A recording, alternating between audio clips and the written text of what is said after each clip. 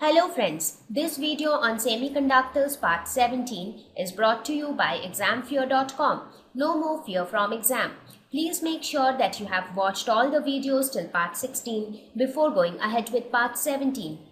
Let us now talk about the last application of diodes, that is a solar cell. So what is a solar cell? Solar cell is something which all of you have heard it. I mean, it is a very familiar word.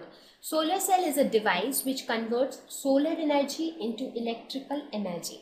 So if you think of the light emitting diode, it was converting the electrical energy into light energy. So in solar cell, it is the opposite. It is converting solar energy into electrical energy. So how does it work? So before knowing its working, let us first look at its construction. How does it look like? What does it consist of? So basically, it has an N-type semiconductor, that is a silicon. It is this N-type silicon is there, which is placed above a P-type silicon, as you can see here. So N-type silicon is placed above P-type silicon, and P-type silicon is placed above a metal contact. It is some metal which is known as the back contact. Similarly, above the N-type semiconductor, we have this metallized finger electrode. If you see this metallized surface is there, this is known as the front contact. So that means if we look at the side view, it would look somewhat like this. The side view will look somewhat like this. This is N-type, this is P-type, this is a metal, which is the back contact. This is again a metal, which is the front contact. Right?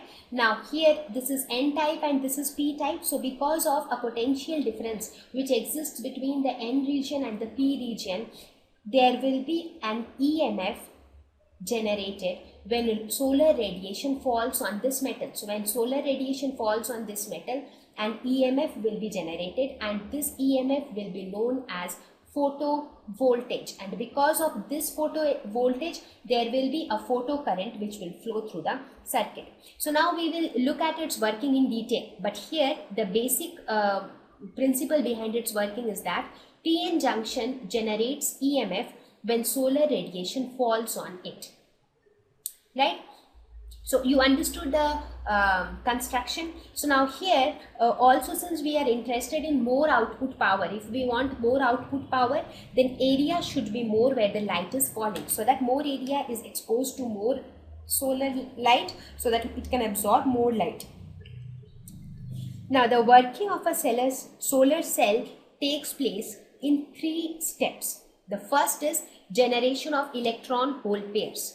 So what happens when the sunlight or light of energy, say h nu, which is if greater than the energy gap of the semiconductor, falls on it, then electron hole pairs are generated, right? Because when light of energy greater than the energy gap falls, what happens? The electrons from the valence band can reach the conduction band. As a result, electron hole pairs will be generated. Then what happens? Separation of electrons and holes. Now when electrons and holes are generated in a PN junction, then what will happen? Let us suppose electron hole pairs got generated in this PN junction. Now the electrons and holes get separated. Why? Due to the electric field of the junction. The depletion region is also there, and the depletion region has an electric field of its own. So when electron hole pairs are generated near the junction, they will get separated away from each other because the electrons will move towards the N side and the holes will move towards the P side. That's because, let us suppose if this is my PN junction. Let us suppose if this is P and this is N and this is my depletion region. So what happens when the electric field is along this direction? So when electron hole pairs are generated, electrons will move towards N side and holes will move towards P side, right? That is what will happen. So in this case also same thing will happen.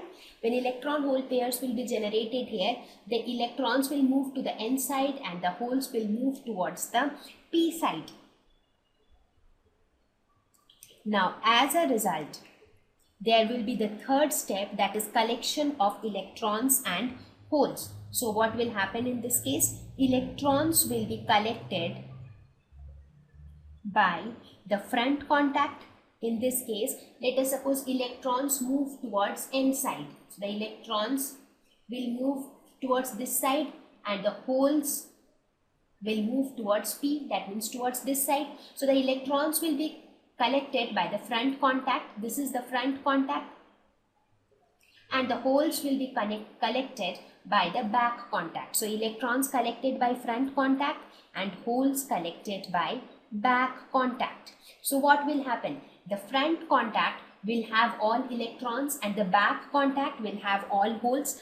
As a result of this, there will be a potential difference between the front contact and back contact, and this potential difference is known as photovoltage. So what is photovoltage? Photovoltage is nothing but the potential difference between the front contact and back contact.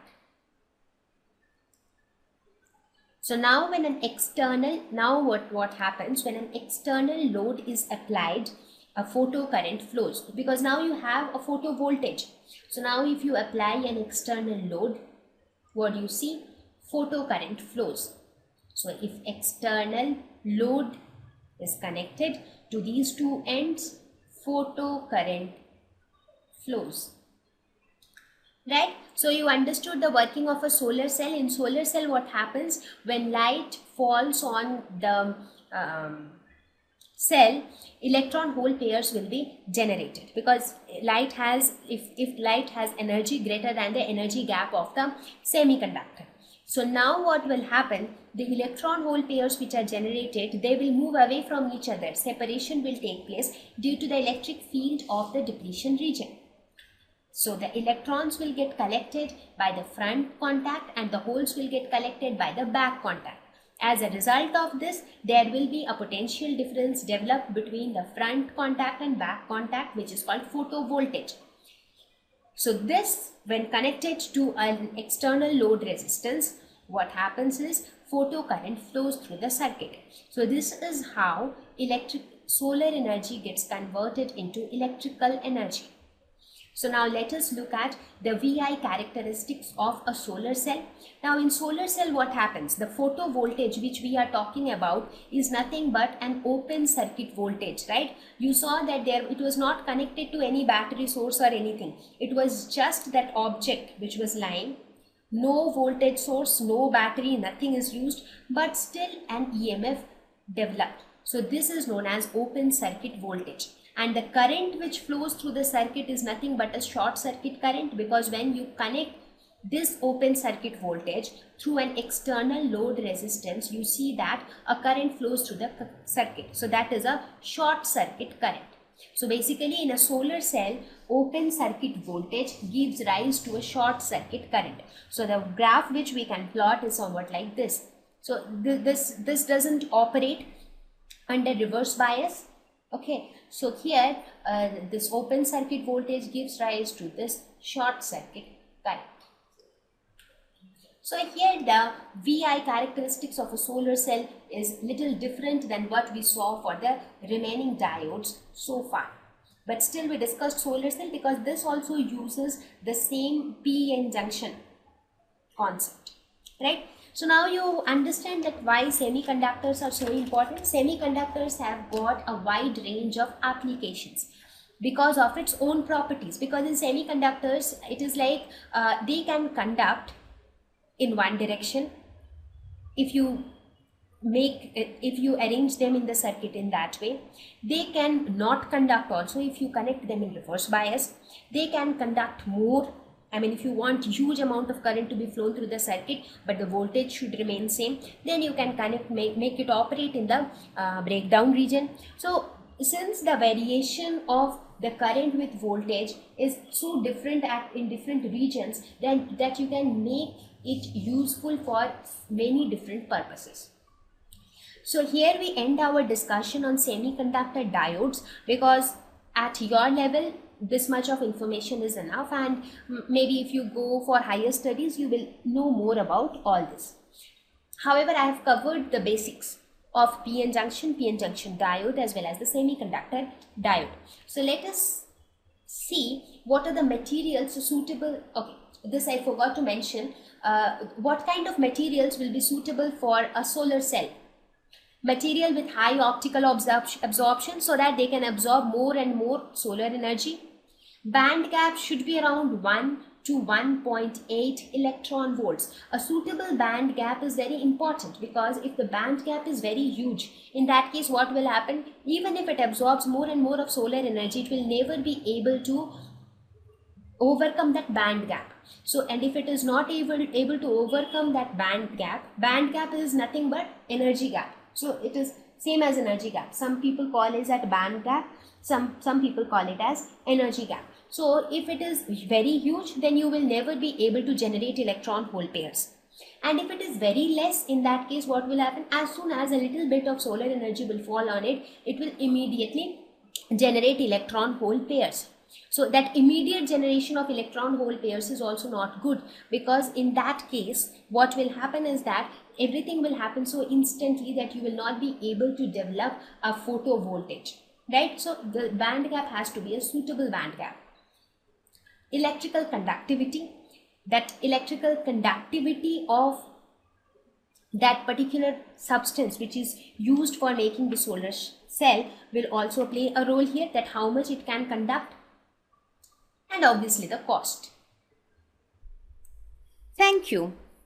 Please visit examfear.com to watch free educational videos, try free online tests, get the best quality study materials, study from the best tutors and mentors, and much more. Thank you once again.